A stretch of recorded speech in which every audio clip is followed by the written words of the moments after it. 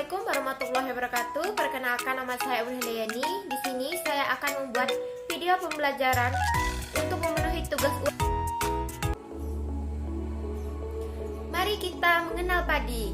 Ini adalah gambar serumpun padi. Tahukah anak-anak makanan yang paling banyak dikonsumsi masyarakat Indonesia?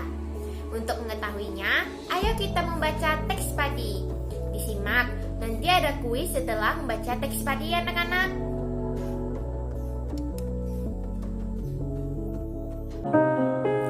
Padi adalah tanaman yang sangat penting di Indonesia.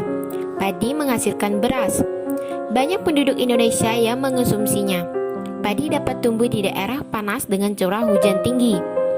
Daerah utama penghasil padi adalah Jawa Barat, Jawa Timur, Jawa Tengah, Sulawesi Selatan, dan Sumatera Utara. Karawang, Jawa Barat dikenal sebagai lumbung padi nasional. Pertumbuhan padi dibagi menjadi 3 tahap besar. Pertama-tama, benih atau biji padi dimasukkan ke dalam karung goni dan direndam 1 malam di dalam air mengalir supaya perkecambahan benih terjadi bersamaan. Selanjutnya, benih-benih ditanam di lahan sementara. Bibit yang telah siap dipindah tanamkan ke sawah. Biji atau benih tadi akan tumbuh berkecambah hingga muncul ke permukaan. Bakal, akar, dan tunas menonjol keluar, lalu batangnya memanjang. Petani juga memberi pestisida dan pupuk pada tanaman ini. Selanjutnya, tanaman padi berbunga hingga gabah matang, berkembang penuh, keras, dan berwarna kuning. Gabah adalah bulir padi yang terbungkus dalam sekam atau kulit padi. Gabah ini nantinya yang akan dijadikan benih lagi. Tahap pertumbuhan padi berlangsung antara 110 hari hingga 130 hari. Setelah panen, gabah ditumbuk dengan lesung atau digiling sehingga sekam atau kulit padi terlepas dari isinya. Bagian inilah yang berwarna putih, kemerahan, ungu, atau bahkan hitam yang disebut beras. Itu tadi teks bacaan padi. Dari bacaan tadi ada 5 pertanyaan untuk anak-anak. Yang pertama, apa isi bacaan di atas? Isi bacaan di atas adalah tahap pertumbuhan tanaman padi. Pertanyaan yang kedua, mengapa tanaman tersebut penting untuk masyarakat Indonesia? Tanaman padi penting bagi masyarakat Indonesia karena sebagian besar masyarakat Indonesia mengonsumsi nasi sebagai makanan pokok. Pertanyaan yang ketiga, di mana tanaman tersebut dapat tumbuh? Padi dapat tumbuh di daerah panas dengan curah hujan yang tinggi. Pertanyaan yang keempat, berapa lama proses tanaman tersebut tumbuh? Betul, proses tanaman tersebut tumbuh antara 110 hari hingga 130 hari. Pertanyaan yang kelima, apa yang dimaksud dengan gabah? Gabah adalah butir padi yang terbungkus dalam sekam atau kulit padi. Itu tadi 5 pertanyaan dari teks bacaan. Disimak lagi dan dibaca lagi di rumah ya anak-anak.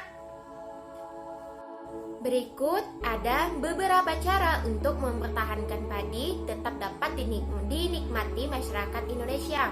Yang pertama, menjaga bibit agar dapat ditanam kembali. Yang kedua, menjaga lahan pertanian jangan sampai lahan digunakan untuk kebutuhan lainnya, misalnya dijadikan untuk mendirikan bangunan.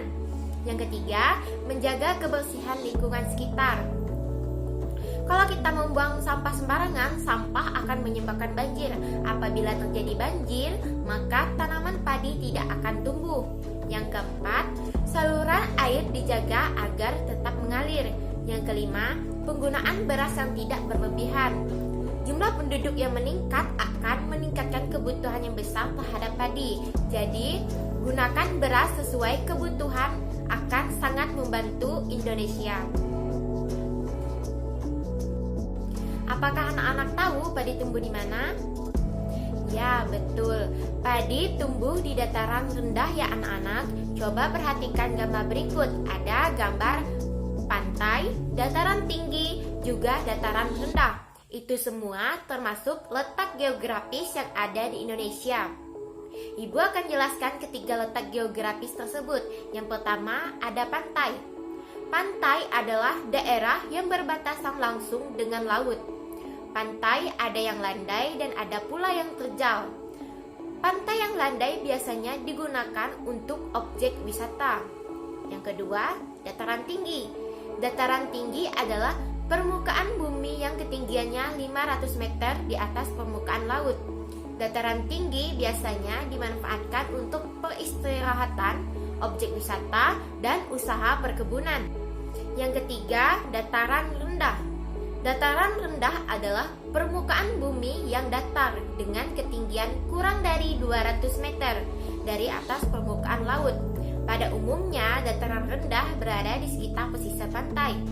Dataran rendah banyak digunakan untuk berbagai keperluan, diantaranya pertanian, peternakan, perumahan, dan industri, serta beberapa jenis kegiatan perkebunan seperti perkebunan kelapa dan tebu. Baik anak-anak, itu tadi materi yang kita bahas hari ini, tema 3 peduli terhadap lingkungan. Baik, hari ini kita cukup belajar sampai di sini. Kembali lagi bersama Bu Un di minggu depan. Assalamualaikum warahmatullahi wabarakatuh.